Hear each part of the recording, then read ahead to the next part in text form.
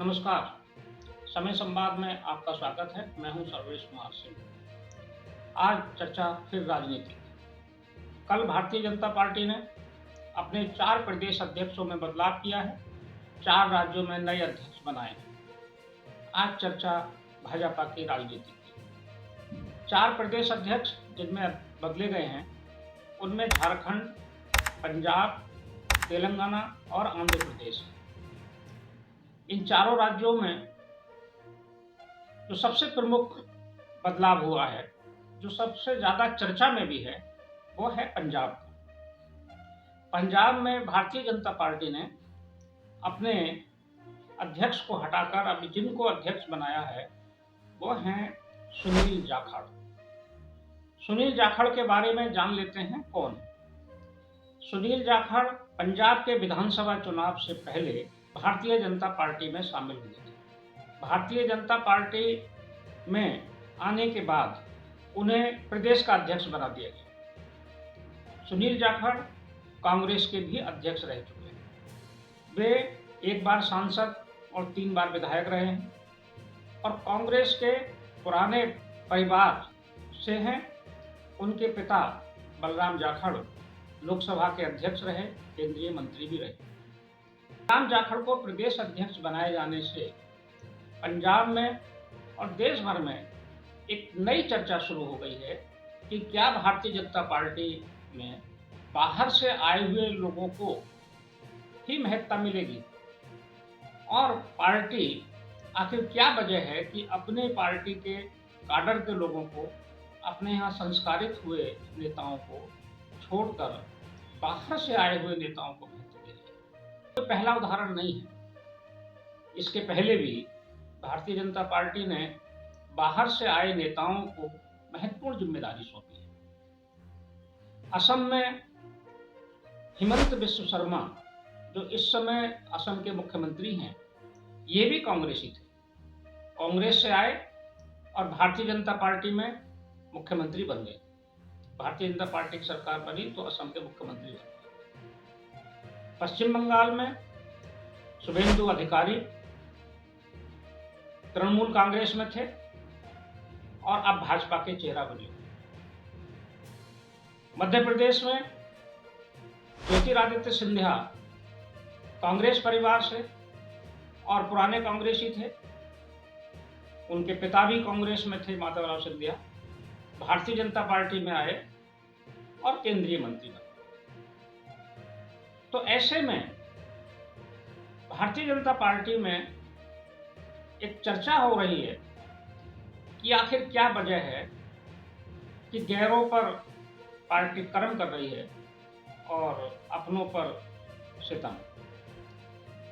ये अकेले उदाहरण नहीं है कि अन्य राज्यों में भी, उत्तर प्रदेश में भी कांग्रेस से आए कई प्रमुख नेताओं को और दूसरे दलों से आए नेताओं को महत्वपूर्ण स्थान मिला। उत्तर प्रदेश में जो वर्तमान हमारे डिप्टी सीएम हैं, एक ब्रजेश पाठक, ये बसपा से आए। कांग्रेस की पूर्व अध्यक्ष रही, प्रदेश अध्यक्ष रही गीता बहुगुणा जोशी भी भाजपा में है।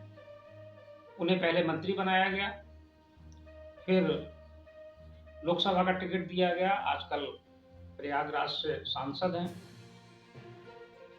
स्वामी प्रसाद मौर्य बसपा से आए थे, पूरे 5 साल कैबिनेट मंत्री रहे, बाद में वो लौटकर सपा में चले गए।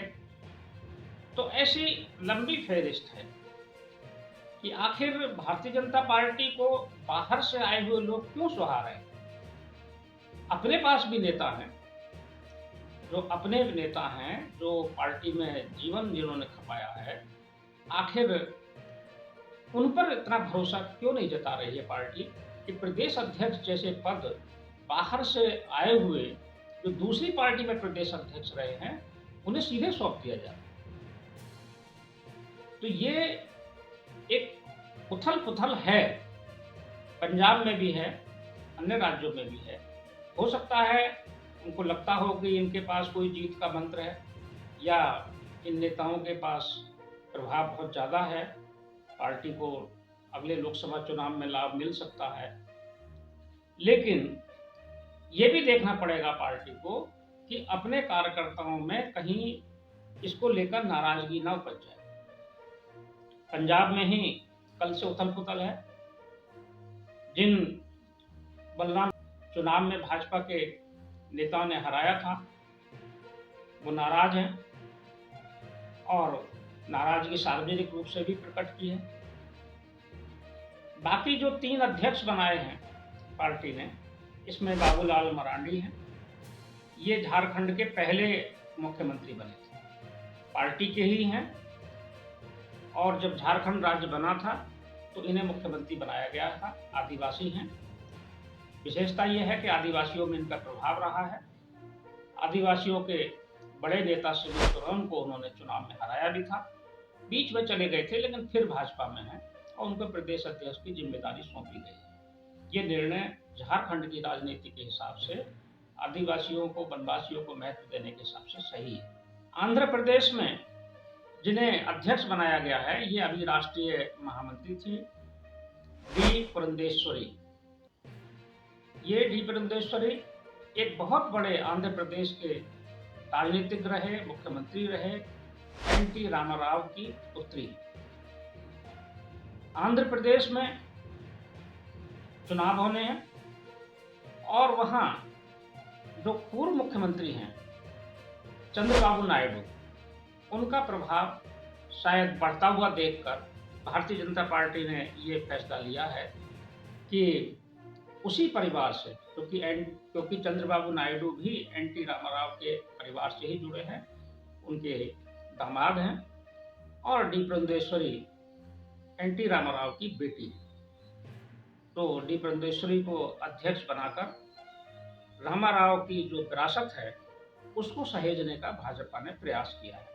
ये प्रयास सार्थक होगा ऐसा माना जा रहा है। तेलंगाना में जहां चुनाव होना है वहां केंद्रीय मंत्री जी किशन रेड्डी को जिम्मेदारी सौंपी गई है। जी किशन रेड्डी का अच्छा प्रभाव है और उनके अध्यक्ष बनने के बाद भारतीय जनता पार्टी तेलंगाना में एक अच्छा परफॉर्मेंस करेगी और चुनाव में एक चुनौती के रूप में उभर कर आएगी। राजनीति की चर्चा में आज सिर्फ इतना ही। कल फिर मिलेंगे किसी नए विषय के साथ। तब तक के लिए मैं सर्वेश कुमार सिंह आपसे विदा लेता हूँ। नमस्कार।